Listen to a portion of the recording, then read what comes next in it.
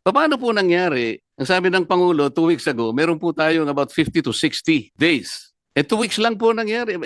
Meron pa po tayong stock. Bakit sumipa po ng 120%? Yun po yung tinatanong ko. Nag-react po lahat ang ating mga sektor, agriculture, transport, lahat na po. Kaya nga po yung 230 billion na sinasabi ng ng DBM, na gano'n na eh. Ang tinatanong ko lang po, bakit po tayo napunta sa 120% kagad? Bakit naging 110, 120 pesos ang average po ng liter ng diesel? At yung po namang gasolina, 62%.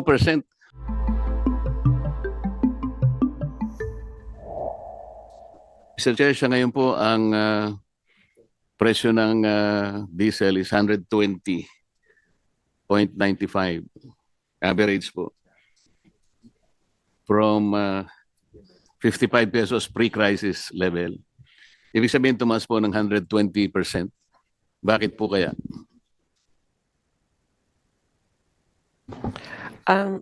Mr. Chair, the increase is basically because we are an importing country. We don't have any refinery. We don't have indigenous resources, or very, very minute lang. And if Mr. Chair, if you allow me, our fuel, our pump price, more or less, ang fuel cost niyan is about more than half, 50+%. Tapos meron kang logistics, ang margin ng companies, pero our tax is about 25%, Mr. Chair. Hindi, alam po natin yun, ma'am. Ang tinatanong ko, bakit po 120% ang itinaas? Ano po ang explanation? Mr. Chair, the upward push is because of the cost, the price of fuel, Mr. Chair, and because there's a increase in price of fuel, and then there's uncertainty in the infrastructure of the oil industry internationally.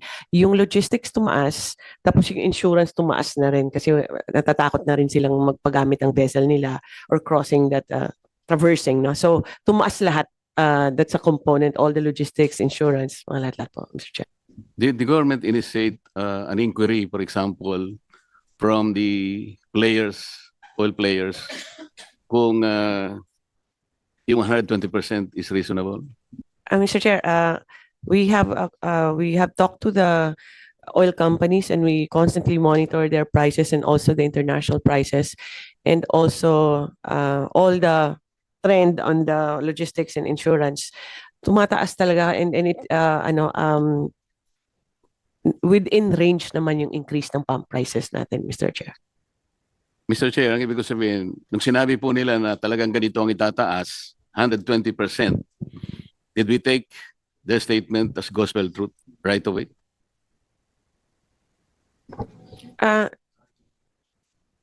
Mr. Chair, how it is a deregulated industry. So ang monitoring ng DOE lang yung ginagawa niya on checking what their prices as. Yes, sir. It is within the range na kinakalculate ng DOE, Mr. Chair. Mr. Chair, kasi po, ang alam ko, ang pinakamalaking refinery sa buong mundo, yung Rotterdam refineries. At meron po yan mga tangke na nakabalagbag sa Singapore. Marami po yan. Pati Petronas po, the second largest in the world. May mga tangke po siya sa Singapore. Nag-check po kasi ako, Mr. Chair. Halimbawa po, yung sa Rotterdam refinery, kung halimbawa FOB price po, $570 per metric ton. Ang isang metric ton po is 1,180 liters. So kinuwento ko po yon, kasama na po yung itinatawag silang MAPS, yung means of Platts Singapore, which is $1.71. Yung 15 po, ito yung transport, ano? I-multiply natin ng 60 pesos, ito po yung peso to US, $1. At dinivide ko ng 1,180 para po makuha natin yung landed cost. Alam po niyo, it's only $29 at 29 pesos 83 centavos. Kapag sinama po natin, kahit hindi natin alisin ang excise, VAT, may importation, distribution, storage, broker fees, SGS survey, 2% CME, ito po yung coconut methyl, at saka VAT differential, which is actually 15 pesos and 51 cents. 45 pesos lang po yun eh. So, ang sinasabi ko po, Mr. Chair, bakit hindi po tayo, kasi po narinig ko, sinasabi nyo kanina, nakipag-usap kayo sa South Korea, nakipag-usap kayo sa China, nakipag-usap kayo sa Japan. Bakit hindi po ang gawin ng PNOC, direkta po tayong pumunta, magitan ng vessel natin, magpakarga tayo sa Singapore. O hindi po dadaan yun ng Strait of Hormuz. Mr. Chair, yun po yung ginagawa ng PNOC. We are actually directly contacting possible suppliers in the US, South America, and North America. Lahat po, in-explore naman yan eh. But on average talaga na ang gusto namin mag-diversify para hindi lang galing dito sa Middle East yung source natin, ano. Pero ang isang issue din na why there's a limitation on the US source or on the other side, medyo 30-45 days kasi yung delivery. So may mga logistical but based on what are the offers to us, kasi fina-farm out yun yung offer ng PNOC, ang mga presyo, Mr. Chair, abot ng mga $200 per barrel eh. Madabag sinasabi ko po, ay yung mga tangke na nandun sa Singapore. Dalawang malalaking refinery sa mundo, Rotterdam Refinery at saka yung Petronas ng Malaysia. Pareho po silang may tangke. Kapag ka po ang pinag-usapan natin, yung Petronas Malaysia Refinery, yun po CIF, hindi POB. Kaya $640 per metric ton. Alam po niyo yung kwenta ko ron, 32 pesos and 63 centavos. Isama natin po yung additional cost. Huwag na po natin ialisin ng excise, VAT, and so on and so forth. 15.51, ang magiging presyo, mahal lang ng konti, 48 pesos per liter. Bakit po sinasabi natin, kinakausap natin ng Amerika o sa Caribbean, kung ano man yung gusto nyo kausapin, South Korea, or ang sinasabi ko po, nasa Singapore po yung mga tangke. Pwede po nating i-dispatch ang diesel natin, diesel tank transaction lang po pinag-uusapan natin eh.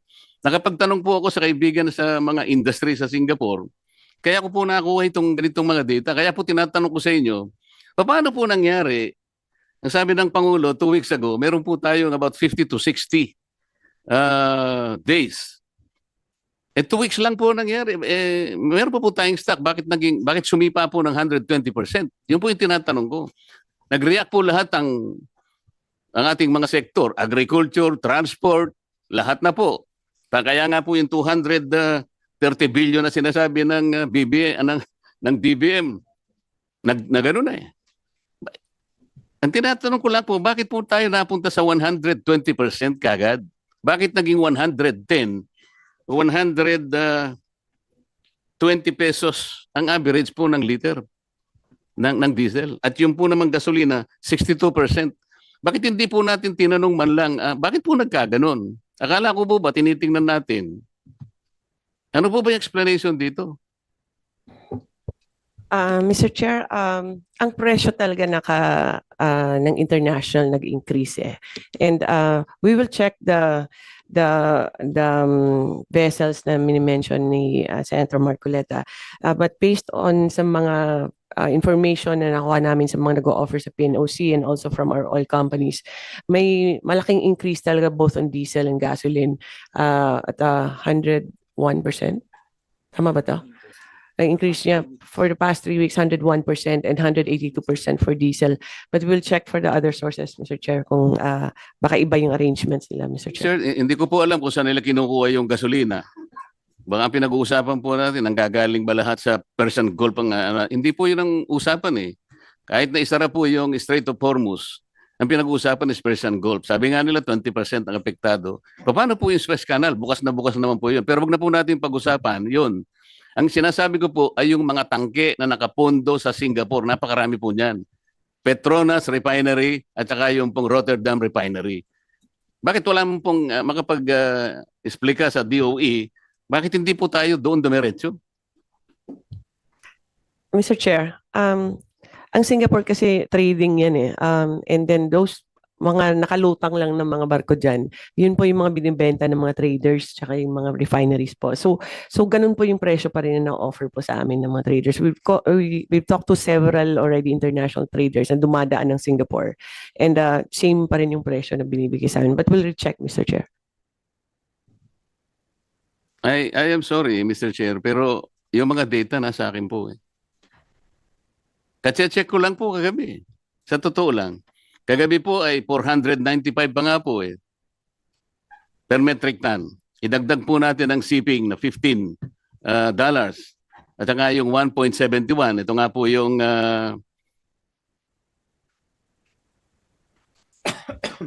yung gross margin po eh. 8 pesos and 46 centavos. May margin pa nga po eh. Dito po sa Rotterdam Refinery, ang margin is 4 pesos and 64 cents. Pagka sa Petronas naman po, ayun, halos may konti pa rin kita. 1 peso and 85 cents.